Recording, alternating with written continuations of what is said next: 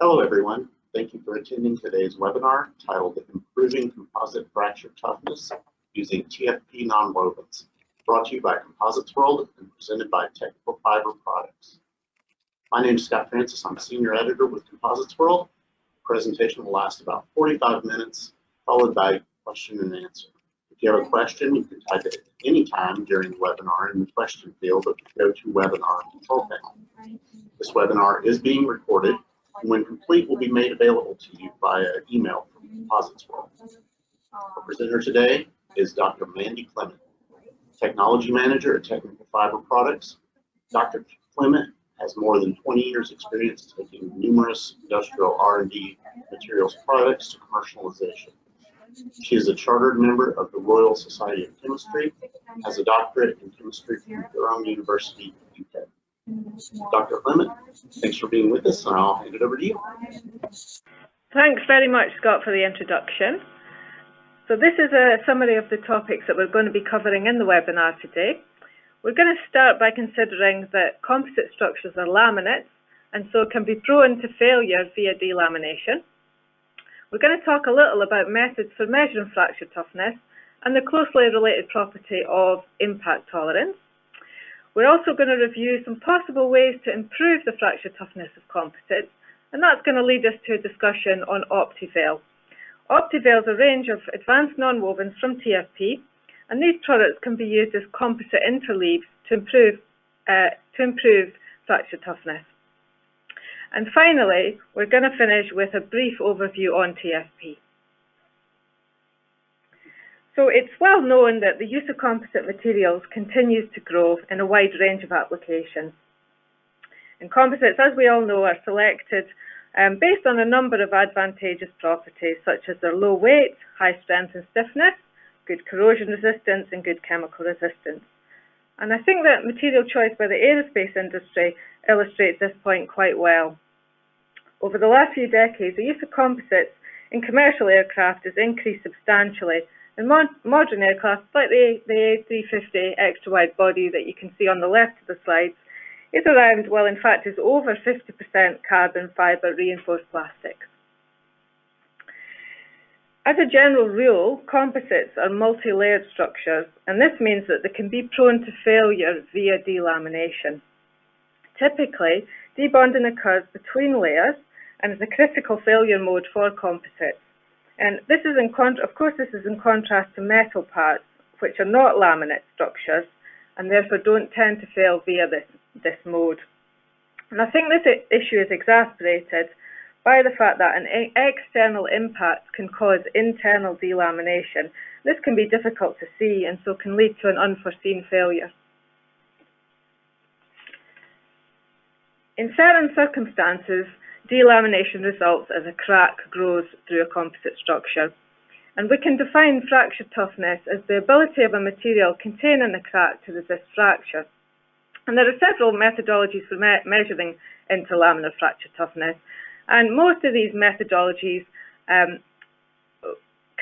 rely on the calculation of critical energy release rate, usually denoted GC, as you can see on the slides here.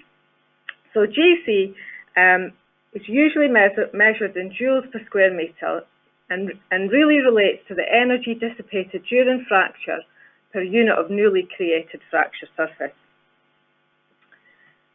Now, when measuring fracture toughness, we can apply stress to a crack in a number of different ways, or modes as they're usually called. Mode 1 refers to us applying a tensile stress perpendicular to the crack, and you can see the image here shows how the stress is applied to the crack, our mode 1 opening mode. Mode 2 is where the crack is produced by a shear stress acting parallel to the plane of the crack. So here we can see the stress being applied to the crack and applying a shear force, that in-plane shear mode. And as part of fracture toughness testing, we usually measure our initiation energy, so the energy needed to initiate growth, as well as our propagation energy, the energy needed to propagate the growth. And we'll be using some of these abbreviations later on in the slides. Now, test standards to measure mode 1 fracture toughness of FRP are well established. And in particular, mode 1 is well established and well accepted in the industry, and usually involves the use of the double cantilever beam method, referred to the DCB, as you can see here. And example standards that involve this method are things like ASTM D5528 and the ISO 15024. Now, mode 2 tests and protocols are less well established, but usually involve the use of a 4-point bending or 3-point bending technique, particularly 4-point end notched flexure and end loaded split are commonly used. Now, we can use fracture toughness as an indicator of a material's tolerance to impact or impact tolerance. And we can think of impact tolerance as the combination of two specific properties: damage resistance and damage tolerance. So, as the name suggests, for damage resistance, we mean a material's ability to resist damage. In other words, if it's impacted, it's able to maintain its original structure. Whereas damage tolerance is the ability of a material that has been impacted to retain its structural performance. Now, generally speaking, to measure impact tolerance, we subject a composite to impact and then we load it in compression. The damage area and the depth is usually determined by C-scanning or ultrasonic scanning. Compression is completed on the impacted samples, and then typically residual strength is calculated. So we're calculating the generally percentage of the strength, the compressive strength that's retained in the impacted sample relative to the non-impact sample. So we've talked a little about fracture toughness and how we measure fracture toughness. So I'd like to take a few moments to consider some ways that we can improve composite fracture toughness. Over the last few decades, several methods have been explored, and one of the simplest and possibly easiest is to focus on formulating the bulk resin to have improved toughness. And this can involve blending existing resins and hardeners, making chemical adjustments to existing resins and hardeners, and can also include dissolving dissimilar materials, so materials that are specifically have inherent toughness into the matrix material. The disadvantage with this method is it's likely, or many believe in fact, that we've already reached the limits for bulk matrix toughening, and so it's likely that we're unable to achieve significant improvement in this area. Now, another method is to think about making mechanical changes to our composite, so using some sort of mechanical method like braiding, tufting, or Z-pinning.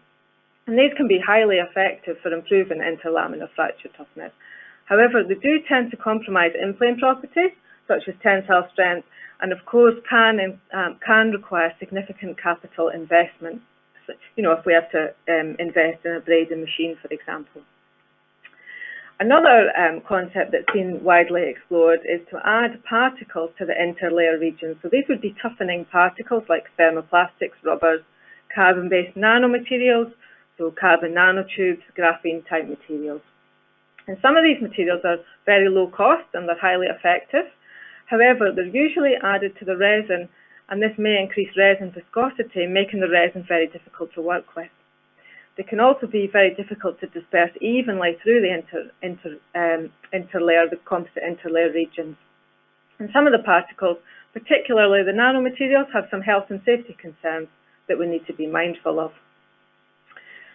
Another option is to look at a thermoplastic film, again added to the interlayer regions, and these can be relatively low cost and can be quite easy to implement. However, for obvious reasons, they're going to be very difficult to use with infusion, and in fact our normal standard infusion techniques can be quite difficult with this technique. And our final option really is to think about using a porous planar material, something like a fibrous non-woven. And here, these non-wovens typically give a very even fibre distribution. They're usually very easy to handle, and they can be used with most fabrication techniques. So because they're porous, we don't have our resin infusion problems. And the OPTIVEIL advanced nonwovens from TFP are ideally suited to this application. So let's talk a little more about OPTIVEIL. So what is OPTIVEIL? Well, it's a nonwoven.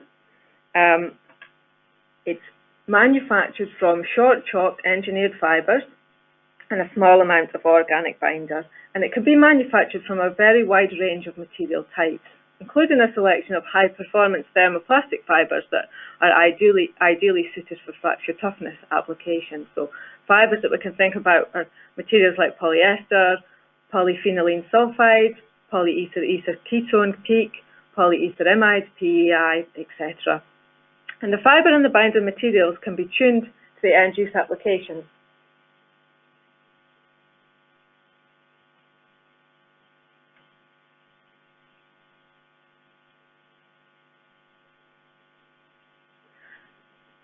Now, the materials are manufactured using a unique proprietary wet-laid nonwoven process. And recent advances in TFP technology have facilitated the manufacture of exceptionally lightweight nonwovens. In other words, materials that are ideally suited as composite interleaves because they're very light and very thin. And over the next section of the webinar, I'd like to outline some studies where these nonwovens have been taken, they've been used as composite interleaves, and they've proven to be highly effective composite interleaves for improving fracture toughness and impact tolerance. And we'll also highlight that there's been no significant change to composite thickness or weight through using these nonwovens. Now, for the next section, we'll take a look at a summary of some results from 3 studies. These are the source publications here, 2 by Coata and Hogg, and 1 by Ramirez, Hogg, and Sampson. And all are investigating the use of nonwovens as composite interleaves. In this study, the UD carbon fibre epoxy laminates were made using resin infusion, and a nonwoven was positioned at the centre of the laminate. Control laminates were also made. These were made in exactly the same way, but didn't contain a nonwoven. After the panels were constructed, they were tested for Mode 1 and Mode 2 fracture toughness by some of the techniques that we've discussed already. Mode 1 using the double cantilever beam, ISO 15024 protocol, and Mode 2 using the 4-point bending method, according to an ISO 15114 protocol. And just as a quick reminder that our Mode 1 is our opening mode and our Mode 2 is our in-plane shear mode. Now, a number of veils were included in these studies: PET, polyester, a PPS, polyphenylene sulfide, and also a PEEK, polyether ether ketone. By including a range of polymer types, we're able to explore how the polymer type affects fracture toughness. And by including the family of PPS veils, we're able to explore what the effect of aerial weight is on fracture toughness.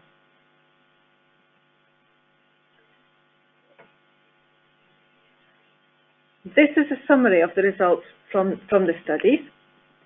We have plotted here initiation, so fracture toughness, Mode 1 fracture toughness initiation, G1C, versus G1 propagation on this axis, on the y-axis here. So the higher the number, the better the result. We have then our polyester result panel interleaved here, and that should be compared against this control panel here that doesn't have an interleave in it. So we can see that the interleaved panel is outperforming its control.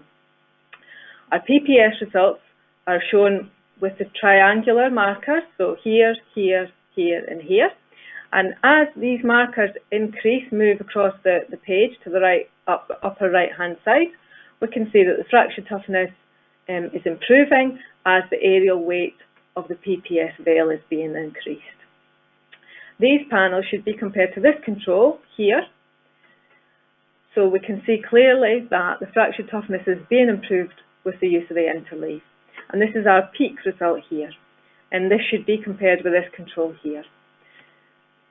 Now, if we're to express these results in a different way in the form of a table, and instead of showing the absolute value for fracture toughness, we express the result relative to the control, we can see that in all cases a significant improvement in fracture toughness, both initiation and propagation, has been observed. I think we can also conclude that there's no strong dependency on the type of thermoplastic that's used in the veil. Now, this is a similar plot for the mode 2 result, initiation on our x-axis versus propagation on the y. This is our polyester laminate here that we should compare to this control panel. And these are our PPS veils here, here, here, and here. So we can see that as aerial weight of our PPS is increasing, so is the fracture toughness of the panel. And in fact, they're all outperforming the control for the PPS, which is this marker here. And this is the peak result here, which should be compared to this control.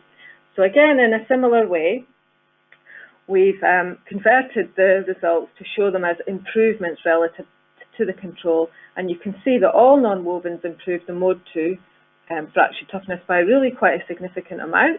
And again, we think there's not a strong dependency on the thermoplastic fibre type.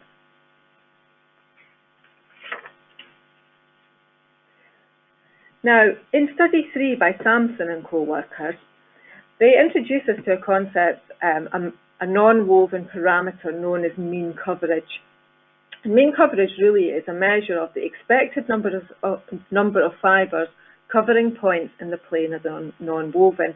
And we can calculate mean coverage as it's the ratio of non-woven aerial weight or aerial density to fibre aerial density or fibre aerial weight. And so if we know the fibre dimensions, the diameter and the length, we know the fibre density, and we know the non-woven density, then we can calculate mean coverage. And for all of our non-wovens, we know all of these properties. Now, Sampson and co-workers go on to plot coverage versus fracture toughness. And this is a plot of coverage versus mode 1 fracture toughness. Now, we can see some interesting trends. Firstly, as coverage is increased from 0 to 2, we can see a pretty much linear increase in the fracture toughness performance of the laminate. After the coverage of about 2, we see a plateauing effect. Sampson has also plotted the mode 2 results that were in the study, and we see a very, very similar trend for this study too, for this mode as well. So as we increase the coverage from 0 up to about 2, we have a pretty much linear trend with fracture toughness, and then we see a plateauing effect. So what does this tell us? Well, it tells us that we can use these models to make a prediction about the fracture toughness of a non-woven before we've actually manufactured the panel. In fact, before we've made the non-woven. And so by doing this, we're able to make predictions that save us development, it saves us time and saves us money when we're manufacturing and developing new products for this application area. Now, our next study that we'd like to review is by Archer, Potluri and Sampson, and they've investigated the influence of non-woven interleaf architectures on impact performance of composites. Again, panels were constructed from carbon fibre epoxy using vacuum-assisted resin infusion. And in this case, in this study, a stacking sequence was used where the non-woven was interleaved throughout the stacking sequence. You can see the stacking sequence here, standard for non-woven. Only one family of veils was used in this study, the PPS veils that were used in the previous study. And this time the aerial weights ranged from 7 grams per square metre to 40. Control panels were made with no non-woven interleaved in the panel. And it's interesting that the researchers noted that for every 10 grams per square metre of non-woven added to the stacking sequence, the composite thickness was increased by about 33 microns. In other words, about 1% of the thickness of the panel, so very, very little. After the panels were constructed, they were subject to a range of testing, drop weight impact testing at 8, 15 and 30 joules, damage resistance testing using ultrasonic NDT scanning, and damage tolerance using compression after impact. This is a summary of the results that were obtained from the impact testing. So the results were processed to give initial peak force values. So we have the time to reach initial peak force versus the actual force reached. And you can see there are three distinct groupings to the results corresponding to the different energy levels of the impact, so the 8 joules, 15 joules and the 30 joules. Now, our red markers show us our no non-woven controls. Our black markers show the laminates that contain the 7, 15 and 20 grams per square metre non-woven. And the red markers show us the panels that contain the 40 grams per square metre non-woven. So we can see that in all cases, interleaving the non-woven has increased the initial peak force. And specifically, we can say that the 7 gram has increased the non-woven by around 1 kilonewton, and the 40 gram per square metre veil is actually doubling the value. So we can say that the composite is more resistant to impact with the PPS non-woven interleave. After the panels were impacted, they were tested for compression, and this is a summary of the results here. The impact energy shown here, so our 8, 15 and 30 joule impact, against our residual compressive strength as a percentage of our non-impacted or zero energy, if you like, controls. Now, interestingly, the 5 panels in the study, the 5 control panels, so the non-impacted panels, are 100% reading, are all superimposed under this point here. And this in itself tells us something. It tells us that interleaving the veils into the laminate has no detrimental effect to compression strength for a non-impacted panel. Now, for the impacted panels, again, the green shows us our no non-woven controls. The black are 7, 15 and 20 gram per square metre panels, and the red are 40 gram per square metre panels.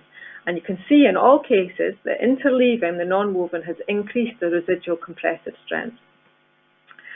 So at all aerial weights studied, and at all energy levels, the PPS non-woven has improved the performance.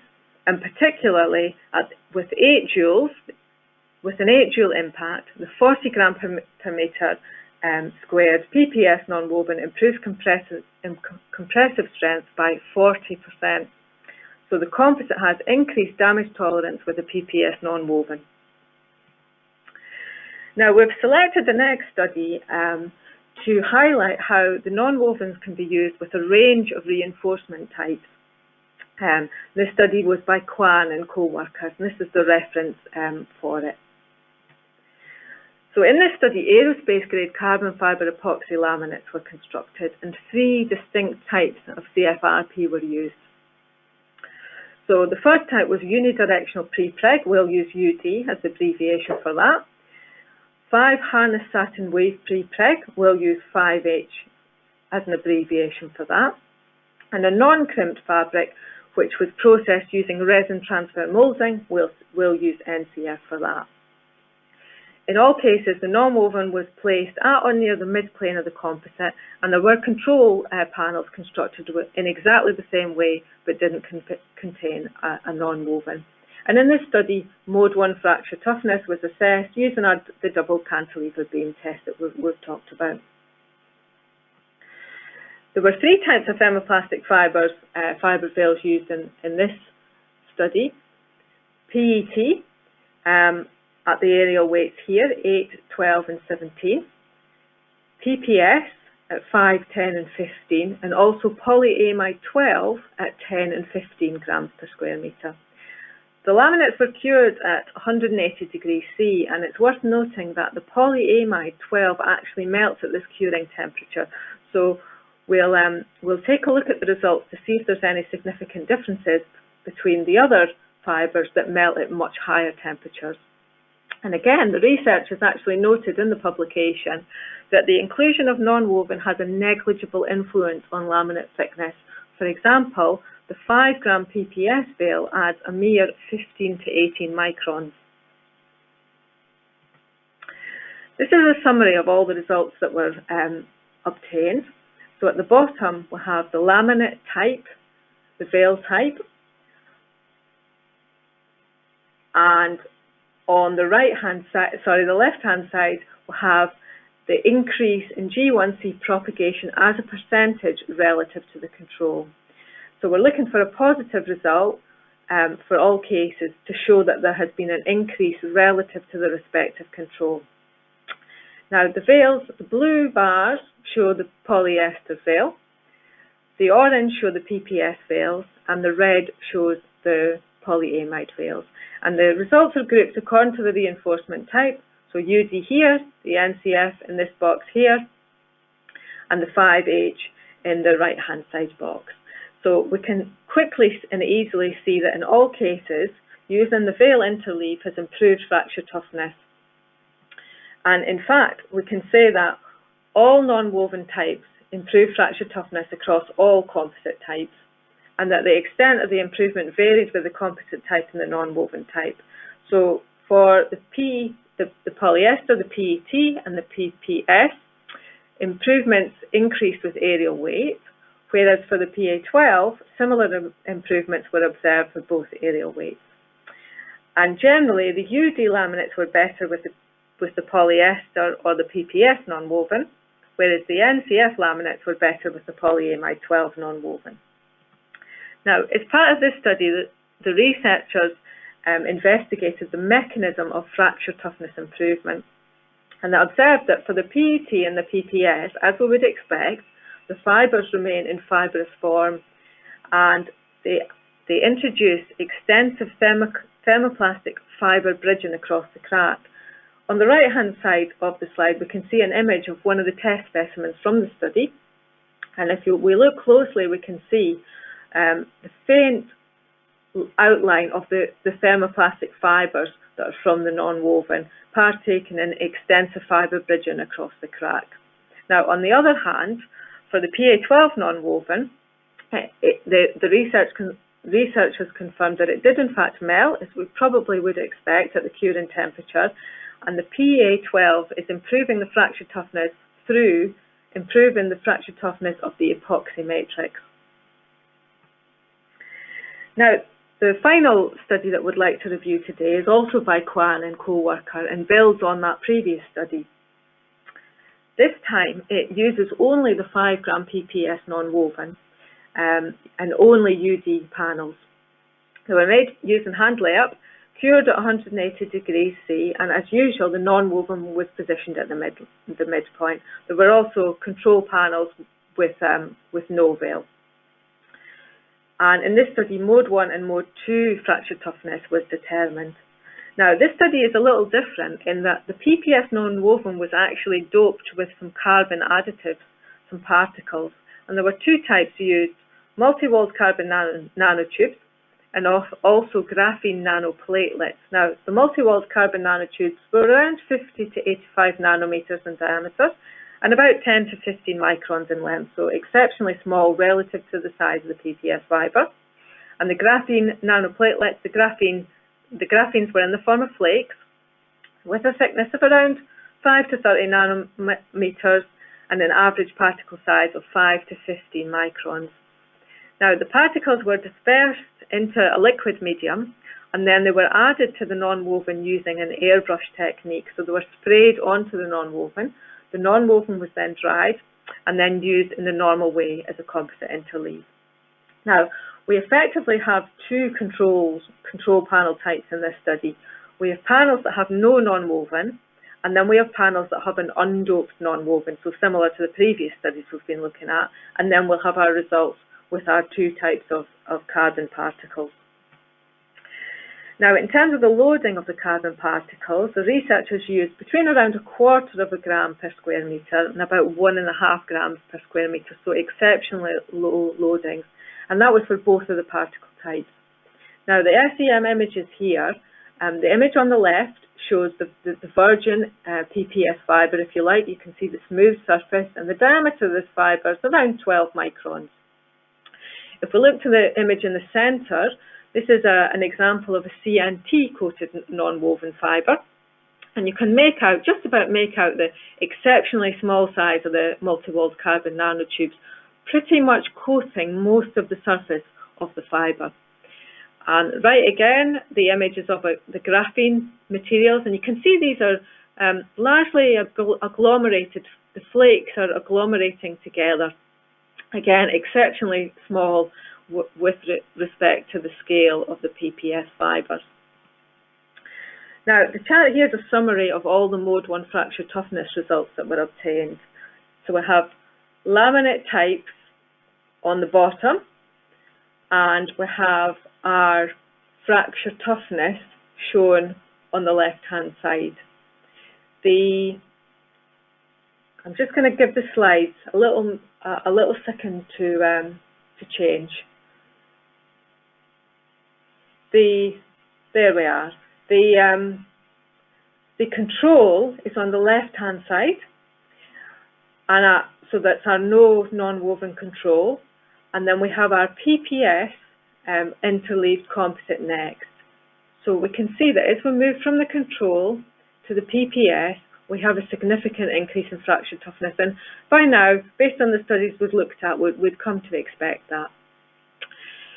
We then have our CNT, our first CNT coated non-woven. So this is at the lowest level, about 1/4 of a gram per square metre. And we're looking to see whether our PPS control is underperforming relative to the CNT, or the CNT is outperforming the PPS control. And we can see again, there's a significant jump in fracture toughness performance. However, as we continue to load with CNTs up to around 0.6 grams per square metre, we see no further increase in fracture toughness. And in fact, as we load further, we see a drastic reduction in fracture toughness to the level that's actually underperforming relative to our no veil control, our no non-woven control. Now, we see a slightly different picture for our graphene materials. In general, at all loading levels, we see values that are probably underperforming relative to the PPS only control. Now, we haven't shown the Mode 2 results, but we can confirm that the trends observed with the Mode 2 results were very similar. And so we can summarise the Mode 1 and the Mode 2 results from this summary, that the best fracture toughness was obtained using a non-woven with a very low loading of a multi-walled carbon nanotube. That outperformed the 5 grams per square metre PPS only interleave, which of course outperformed the no non-woven control. And as for the graphene materials, they reduced fracture toughness with respect to the non-woven only.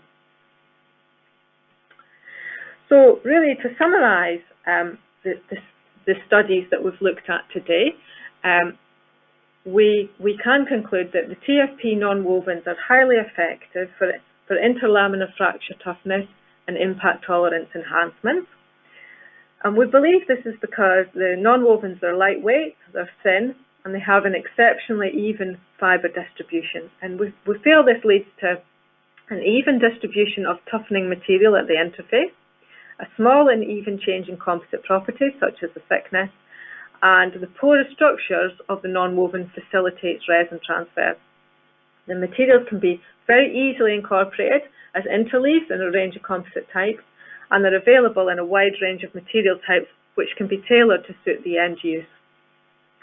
Now, before we conclude the webinar, I'd just like to provide a few details on TFP. So TFP is a leading manufacturer of high-performance nonwovens, including the OPTIVEIL materials that we've been talking about today. We have a global customer base and supply materials into industries such as aerospace, automotive, industrial and energy. Our head office, research and development and main non-woven manufacturing lines are located at Burneside, and that's in the UK, in the north of England, about 1.5 hours north of Manchester. We also have a site in Schenectady, New York.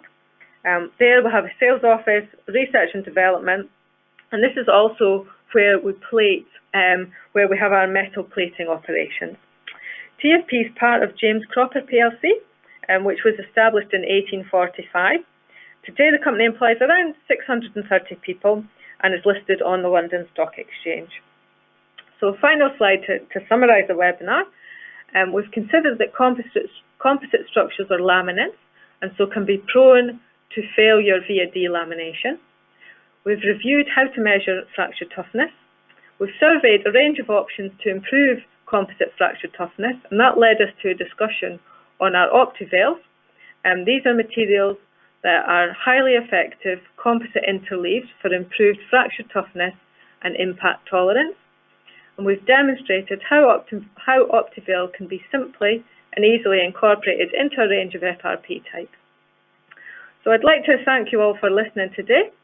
Hope you've found the webinar interesting and useful, and I'd be happy to answer any questions.